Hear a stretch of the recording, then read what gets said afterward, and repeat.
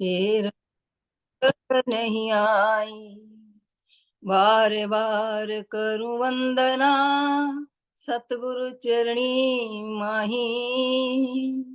मंगत सतगुरु भेंट से फिर गर्भ नहीं आई।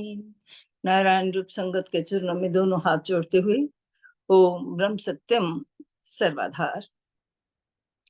आज का विषय है सदाचार।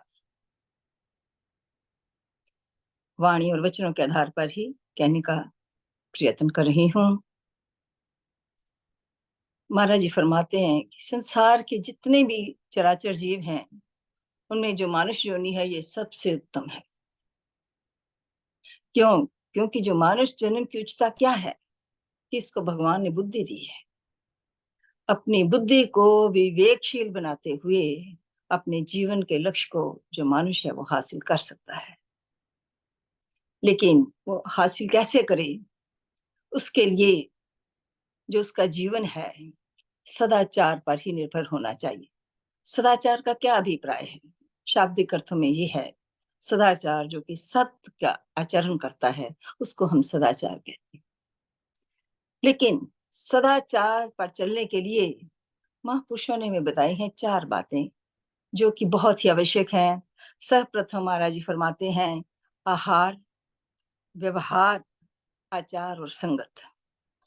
जितने अधिक से अधिक ये होंगे उतनी ही हमारे जीवन में ये जो पवित्रता है वो आ जाएगी। उस पवित्रता को हम धारण कर सकेंगे। आहार से मतलब हम समझते ही हैं मनुष्यता, मांस, मदिरा आदि इन चीजों से परहेज रखना, ये आहार की शुद्धि है। व्यवहार की शुद्धि अपने हक की कमाई में संतोष रखना, ये व्यवहार की शुद्धि है। और अपने वचन और कर्म को सत्य के आधार पर कायम करना, ये आचार की शुद्धि। इसलिए नित्य ही श्रेष्ठ आचारी और सतग्रही पुरुषों की संगत करनी चाहिए। ये संगत की पवित्रता आ जाती है। ऐसे नित्य ही पवित्रता जब प्राप्त हो जाती है तब बुद्धि परम आसक्ति से जागृत होकर के सतमार्ग कल्याण स्वरूप में निश्चल हो जाती है। ये जीवन की उन्नति का सबसे प्रथम सार तो यही है। लेकिन जिस वक्त नित्य का जीवन परम श्रेष्ठ आचारी हो जाता है, आचारी होने से क्या होता है? हमारे अंदर जो महाराज जी के बताए हुए 5 जो महागुण हैं वो आ जाते हैं। कौन कौन से? सादगी, सत्सेवा, सत्संग और सत्सिमरन आदि। इन महागुणों को धारण करके जो बुद्धि है तमाम भ्रष्टाचार से पवित्र हो जाती है और उसका जीवन जो है कल्याणकारी हो जाता है। लेकिन इन इनके अलावा और महाराज जी ने जो सबसे बड़ी बात बताई है कि मनुष्य का ये जो सदाचार का जीवन वो कैसे हो सकता है। महाराज जी फरमाते हैं जी प्रभु प्रायणता ही सदाचार का स्वरूप है। प्रभु प्रायणता ही सदाचार का स्वरूप है। जब तक बुद्धि देह प्रायण में निश्चल रहती है तब तक वो निर्मल सदाचार को कभी भी प्राप्त नहीं कर सकती। तो बुद्धि का क्या काम है? बुद्धि का तो काम है वो जैसा निश्चय करती है ऐसे ही आगे अपनी सृष्टि कायम कर लेती है। अगर प्रभु प्रायणता या प्रभु चिंतन को बुद्धि निश्चय में धारणा नहीं करती तो असत निश्चय के जेरे असर हो करके सूक्ष्म रूप से नाना प्रकार के विकारों को कल्पित करती रहती है। और कभी कभी ये क्या करते हैं, ये जो सूक्ष्म विकार होते हैं ये स्थूल रूप से कर्म स्वरूप के अंदर जाकर प्रकट हो जाते हैं। ये जो सूक्ष्म विकार हैं ये कर्म स्वरूप बन करके ये बाहर जब प्रकट होते हैं। इस वास्ते इस सत प्रायणता के और सत नाम के चिंतन से कभी भी कोई सदाचारी इसके बिना नहीं हो सकता। प्रभु प्रायणता को छोड़कर वैसे ही सदाचारी का लोग ढोक बैठते हैं लेकिन उन अनजानों को अभी सदाचार का पता है ही नहीं। इसलिए जब तक 5 विकारों की वासना शुद्ध ना हो जावे, जब तक 5 विकारों की वासना शुद्ध ना हो जावे तब तक सदाचारी होना बहुत ही कठिन है। जब तक सत स्वरूप ईश्वर का पूर्ण विश्वास सत निध्यासन ना प्राप्त हुए तब तक इन विकारों की अग्नि भी शांत नहीं हो सकती, चाहे हम कितना भी यत्न क्यों ना करें। इस वास्ते विकारों की वासना का निरोध करना यही निर्मल सदाचार है। इसी प्रकार एक प्रेमी ने महाराज जी से पूछा, महाराज जी, सादगी सत सेवा को पहले ठीक करना होगा, तब जाकर ही हम अगले जो कदम है सत सिमरन पर बैठ सकते हैं। महाराज जी क्या फरमा रहे हैं, बच्चों ऐसी बात नहीं है, जब हमारी बुनियाद अगर कमजोर हो जाएगी तो उस पर मकान खड़ा नहीं रह सकता। इसलिए सत सिमरन जब आप ईश्वर के रास्ते पर चलने लगोगे, खुद खबुद विकारों की तरफ हमारा जो ध्यान है वो हट जाएगा और दुनिया के जो सही रास्ता है उसको हम पकड़ सकेंगे। इसलिए इन विकारों को शुद्धता तो अपने आप ही होती जाएगी जब हम परमात्मा की शरण में लगेंगे, सत्पुरुषों की शरण में जाएंगे, सदगुरु के देश को श्रवण करेंगे, मनन करेंगे, तब जाकर हमारा कुछ कल्याण हो सकेगा। फिर धीरे धीरे धीरे धीरे, क्योंकि महापुरुष कहते हैं कि जब हम क्या करना, कहते कभी कभी आप जो बुजुर्ग हैं उन लोगों की संगति में बैठना चाहिए। उन लोगों की संगति में क्यों बैठना चाहिए? महाराज जी कहते हैं पहले अगर आप बैठोगे, उनकी बात जब समझ नहीं लगेगी तो धीरे धीरे उनकी बात आपको समझ लगनी शुरू हो जाएगी। तो आपको पता लग जाएगा कि संसार में सत्य क्या है और असत्य क्या है, मैं संसार में किस लिए आया हूँ, ईश्वर क्या है। जो आध्यात्मिकवाद का जो रास्ता है आपको अवश्य मिल जाएगा। इसलिए इन सब चीजों को प्राप्त करने के लिए जीवन में जो सदाचार लाना बहुत ही आवश्यक है। अब वाणी के आधार पर महाराज जी फरमा रहे हैं, सत पुरुष जिस जानिया, साच जोगिंदर सो, मंगत विपता सब टरी, जिस पल दर्शन हो। जिसने अपनी इंद्रियों को काबू कर लिया, सतस्वरूप परमात्मा को जान लिया, वो जो उसका पल है, वो महाराज जी कहते हैं वो तो दर्शन लायक है। उस लोगों, उन वैसे लोगों के दर्शन करके जो दूसरों का जीवन भी निहाल हो जाता है, क्योंकि उसके बाकियों का जो सब प्रकार की जो विपताएं हैं, जो जो भी संकट उस पर है, वो अपने आप ही टल जाते हैं। इसलिए महाराज जी कहते हैं, आओ आज इस अमर वाणी में मैं आपको सदाचार की कथा सुनाता हूँ। तो वाणी में वैसे महाराज बता रहे हैं, सदाचार की कथा सुनाऊं, सदाचारी से बल बल जाऊं। कहते मैं सदाचार की आपको कथा सुना रहा हूँ। सबसे पहले तो जो सदाचारी है मैं उस पर बलिहार जाता हूँ। क्यों बलिहार जा रहे हैं? महाराज फरमाते हैं, सदाचार है ज्ञान की सार, सदाचारी पर से करतार। सदाचार क्या है? ये ज्ञान है, ये ज्ञान की सार है। इस ज्ञान को समझना है। कौन सा ज्ञान है? इस सदाचार के रास्ते पर जो चलता है उस परम पिता परमेश्वर को वो पा सकता है। इसके लिए इसको क्या करना है? बिना विवेक मन नित्य अंधियार, सदाचार ले होए उजियार। उसके लिए आपको हमें बुद्धि को विवेक मिलाना, विवेकशील बुद्धि बनानी पड़ेगी। जब तक हमारी बुद्धि में विवेक नहीं आता, तब तक हम अंधकार से प्रकाश की तरफ नहीं ला जा सकते। ये तभी हो सकता है, उजागर होने के लिए, अब प्रकाश की तरफ जाने की जीवन को सदाचारी बनाना बहुत ही आवश्यक है। धर्म कर्म की सार ये सार, जो भी हम धर्म कर्म करते हैं उसकी भी सार यही है, सारांश यही है कि अपने मन में जो गुरु पीरों की जो शिक्षा है, जो सदाचार के बनाए हुए जो नियम है, उसको हम अपनाएं और उसको धारण करें। तभी उस वैसे ही वही धर्म असली है, वही असली कर्म है जो कि इंसान को जीवन में काम आता है। इसलिए गुरु पीर जो भी संत पुरुष महाराज जी कहते हैं, जो भी इस संसार में आए हैं, उनकी यही शिक्षा है कि अपने मन में अपने चरित्र को, अपने आचरण को पूरी तरह से आप सही कर लो। जो जो आपका आचरण सत्य पर आधारित होगा, तब तक जो हमारा जो जीवन है वो सफल हो जाएगा। इसके लिए महाराज जी कहते हैं क्या करो? अपनी हिकमत त्याग गरूर, सदाचार का चढ़े सरूर। इसलिए जो अपने मन में अहंकार आ जाता है उसको छोड़ना है, अपनी बैंक को छोड़ना है, अपने गरूर को छोड़ना है, तब जाकर जो सदाचार का सुरूर उसकी मस्ती कहते हैं ऐसी चढ़ती है कि जीवन में आकर इंसान कोई गलत काम कर ही नहीं सकता। बिन सदाचार माने अगन सरीखा, बिन सदाचार सो नर जग फीका। जो सदाचारी है, कि सदाचारी जो है उसका मन हमेशा शीतल रहता है, लेकिन जो सदाचार को धारण नहीं किया वो आग की तरह तपायमान रहता है। सारा संसार जो है उसको फीका जैसा लगता रहता है। उसको ऐसे लगता है कि मैं क्या करूँ? कोई रास्ता ही नहीं मिलता उसको।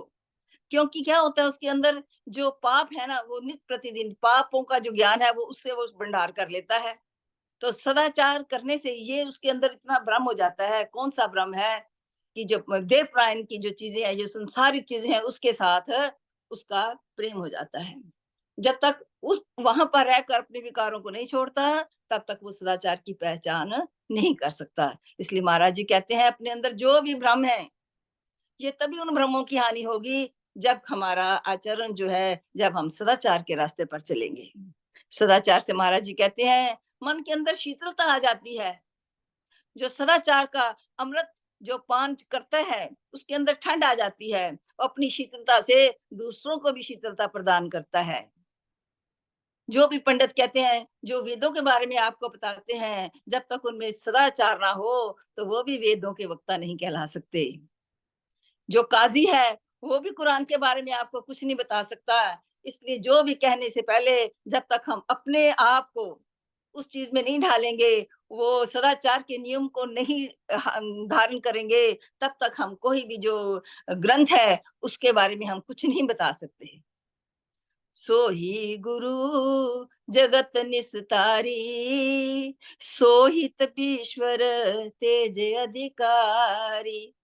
जो भी गुरु पीर हैं, जो भी संसार का भला करने के लिए जो भी महापुरुष आते हैं, वो चाहते हैं कि हम अपने जीवों का कल्याण करें, संसार में सब लोगों को भवसागर से पार करवाएँ। जो भी उनकी शरण में जाता है, उसका तो बेड़ा तभी पार हो सकता है, जब गुरु जो हैं वो खुद सदाचार के नियम पर चलने वाले होते हैं।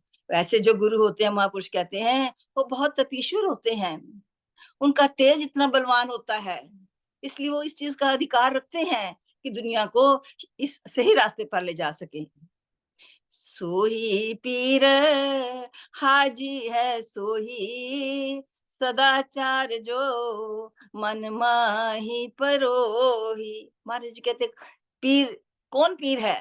हज करके लोग आ जाते हैं कि वो हाजी बन जाते हैं, नहीं, लेकिन हाजी कोई नहीं बन सकता जब तक वो सदाचार को अपने मन में नहीं प्राप्त करता। इसलिए सदाचार जो है वो ही सही मायनों में वो हाजी हो सकता है। वो ही बहुत समझदार है, वो ही बहुत ही सयाना होता है और ऐसा ज्ञान क्योंकि उसको प्राप्त हो जाता है, उस परमपिता परमेश्वर की जो चेतन जो अवस्था है उसको समझ लेता है।